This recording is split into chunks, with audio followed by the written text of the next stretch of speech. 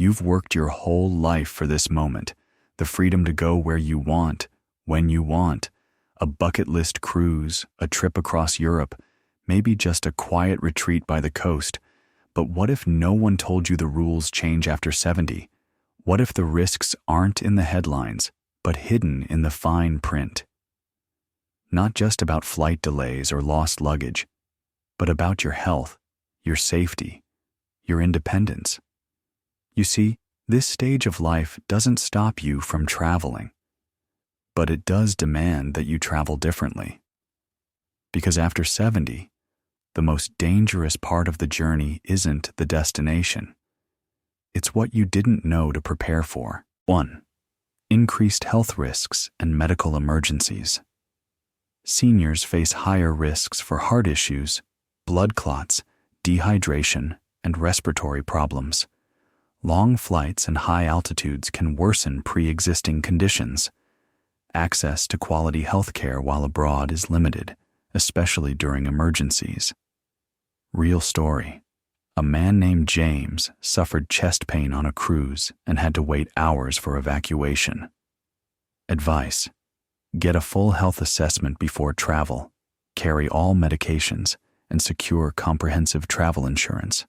We all dream of it, finally reaching the golden years, booking that long-awaited cruise, stepping off the plane in a new city with nothing but a suitcase and time. Retirement isn't just a destination, it's supposed to be a passport to freedom. But here's the truth: no one puts on the brochure. After age 70, the rules of travel quietly change. And if we don't see the signs, a trip meant to bring joy can quickly turn into something else entirely. You've earned this chapter, but now more than ever, the way you travel must evolve. This isn't about fear, it's about awareness. And this video isn't going to talk down to you. It's going to level with you, like a friend who cares more about your safety than your selfies. Because the real risks after 70 aren't the ones you see coming. They're the ones hidden behind the adventure, the quiet shifts in health, the overlooked logistics, the things no travel agent ever warns you about. So buckle in. We're not just going to talk about why travel can be risky. We're going to show you how to travel smarter, not smaller. Because these next trips, they could be your best, but only if you're prepared for what most people ignore. Let's start with the first, and perhaps the most dangerous, hidden truth. Health doesn't pause just because you bought a plane ticket. And that's where we meet James. He was 74, healthy by most standards, active, social, and finally taking his dream cruise through the Mediterranean. But halfway into the trip, while the ship was docked near a remote port, he felt something strange: tightness in his chest, nausea, dizziness, a heart attack. The nearest hospital was over an hour away. The ship's onboard medical team did what they could, but the delay in care changed everything. James survived, but his recovery was long and painful, and the trip he'd spent years planning left him with memories not of sunsets, but sirens. The truth is, travel accelerates stress on the body, especially in older adults. Long flights increase risk of blood clots. Time zone changes strain the heart and brain. Dehydration sets in faster, and conditions like high blood pressure or diabetes don't just come with you. They become amplified by the demands of movement, unfamiliar food, heat, stairs, crowds, and missed medication windows. Many seniors board a plane believing they're fine because they've had no issues at home. But at 30,000 feet, the body behaves differently. You don't have to be fragile to be at risk. You just have to be unprepared. And that's what this first danger is about. Not illness, but the illusion of stability in a body that's quietly shifting under the weight of time. So what can you do? Get a full checkup before you go. Carry a printed medical summary and a list of prescriptions. Ask your doctor about the side effects of flying with your condition, even if you've flown before. And above all, buy real travel insurance, not the kind that refunds your baggage fee, but the kind that covers international medical emergencies and evacuation. Because once you're in the air or across an ocean, your options are limited.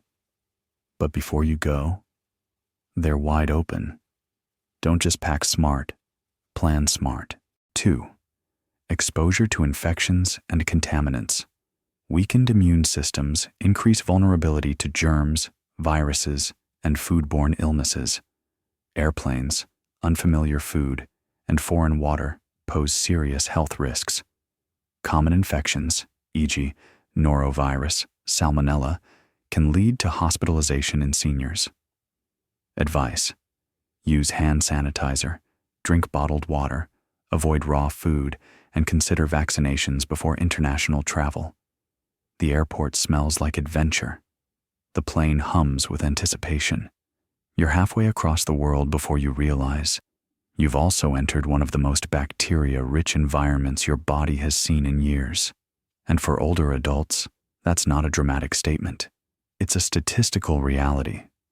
Because once you cross the threshold of 70, your immune system no longer plays offense the way it used to. It starts playing defense, slow, reactive defense, which means the viruses and bacteria you might have shrugged off in your 40s can now land you in a hospital, or worse. And here's the part no one talks about. Travel isn't just physically taxing, it's biologically exposing. Between plane cabins recycled with low humidity air, cruise ship buffets, contaminated ice cubes, and tap water your gut isn't used to, every moment you're abroad is an open invitation to infection. For younger travelers, it's often a temporary inconvenience, a stomach bug, a scratchy throat. But for older adults, the stakes are higher. Dehydration from food poisoning can cause organ stress. Respiratory infections can spiral into pneumonia. And being stuck in a foreign hospital with language barriers and unknown protocols isn't just frustrating, it can be life-altering. Let's talk about Margaret. She was 77, excited to visit Southeast Asia with her daughter, a trip they'd dreamed of for over a decade. On day 3, she tried a local salad with uncooked greens. By midnight, she was vomiting with fever and confusion. Her daughter rushed her to a clinic, where Margaret was diagnosed with acute salmonella poisoning. She spent 5 days recovering in a room with no air conditioning, far from the itinerary she'd built for years. Her memory of that trip isn't temples or sunsets. It's nausea, fear, and the long flight home. Margaret didn't make a reckless choice.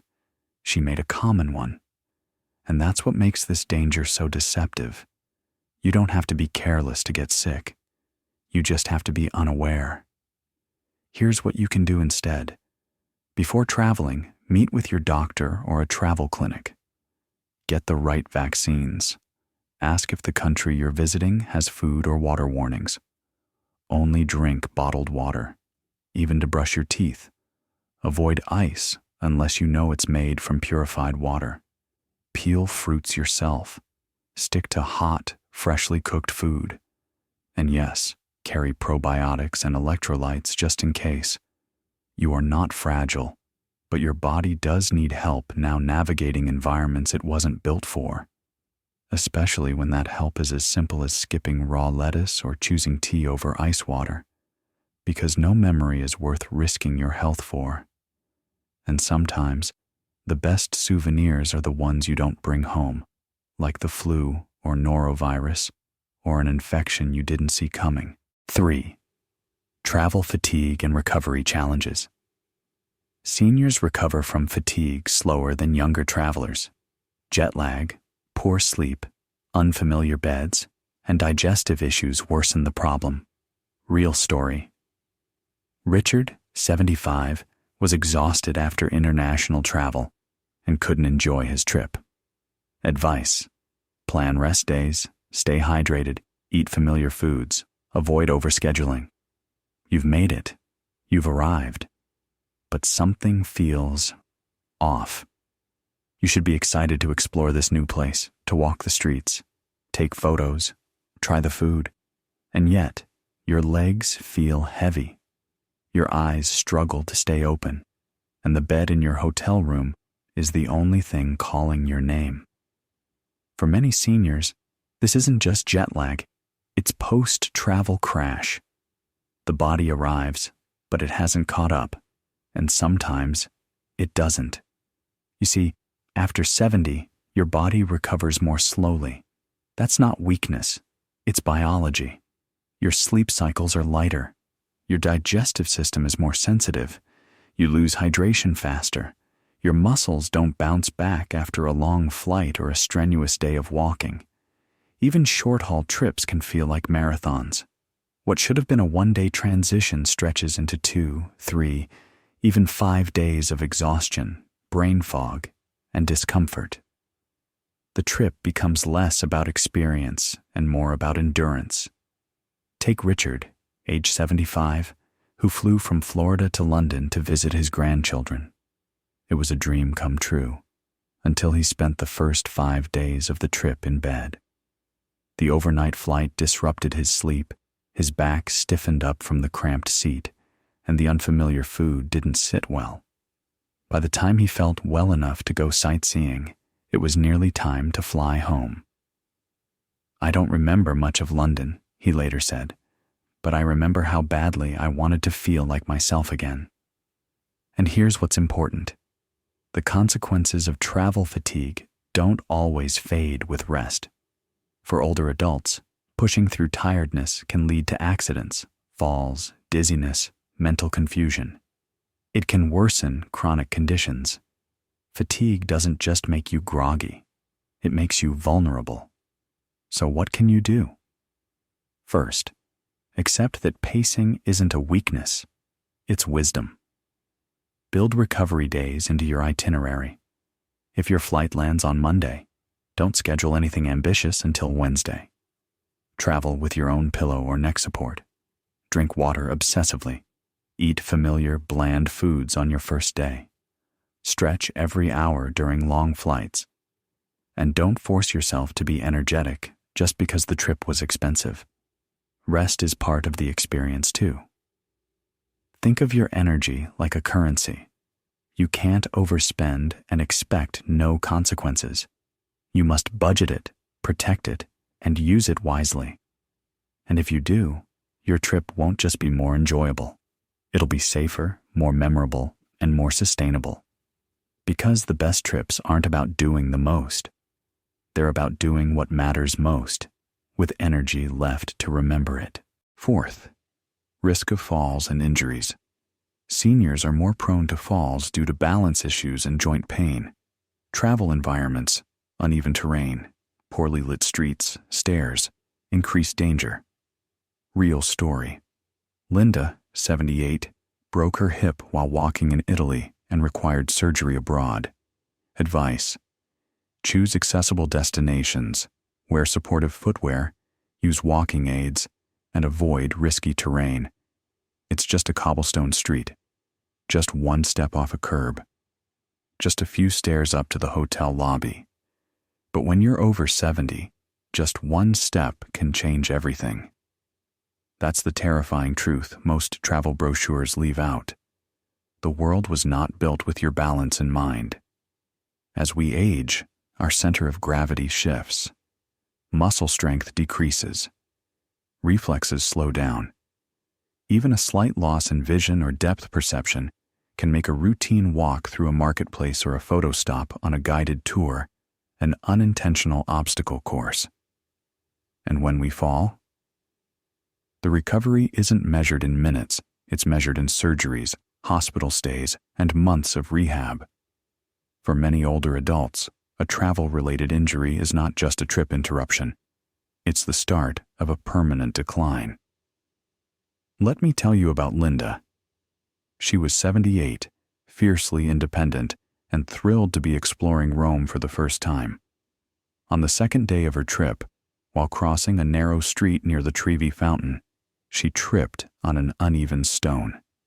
Her hip fractured instantly. The ambulance ride was bumpy. The hospital was understaffed. She had surgery in a foreign country and spent the remainder of her trip recovering in a rental apartment with a nurse. Not touring, not laughing, not living the dream. The danger wasn't recklessness, it was design. So many beautiful places are historically preserved, meaning uneven pathways, narrow staircases, slippery tiles. Add crowded sidewalks, language barriers, and unfamiliar transportation systems, and you've got a recipe for disaster for anyone with slowed reflexes or mobility issues. But this doesn't mean don't go. It means go smart. Start with footwear. Fashion dies in the face of fractures. Wear shoes with strong grip, arch support, and zero compromise. Bring a collapsible cane, even if you don't normally use one. It can be a lifesaver on hilly streets or wet stairs. Request accessible hotel rooms with walk-in showers and elevator access. Look up terrain before booking day trips, and if you feel unsure, skip it. One missed museum is better than one missed year of mobility. In your 70s, staying upright is everything. It's your independence, your dignity, your future. A fall isn't just a fall anymore. It's a doorway to dependence. But with the right precautions, that doorway can stay closed. Because travel after 70 isn't about being fearless. It's about being prepared, so you can keep walking, keep seeing, and keep going where your heart tells you to go, without your body becoming the price you pay. 5. Financial risks and insurance issues. Many seniors aren't covered by health insurance overseas. Medical evacuation and hospital stays can cost tens of thousands of dollars. Trip cancellations and travel scams, like fake bookings, can lead to financial loss. Real story: George, 76, was scammed into booking a non-existent hotel and lost significant money.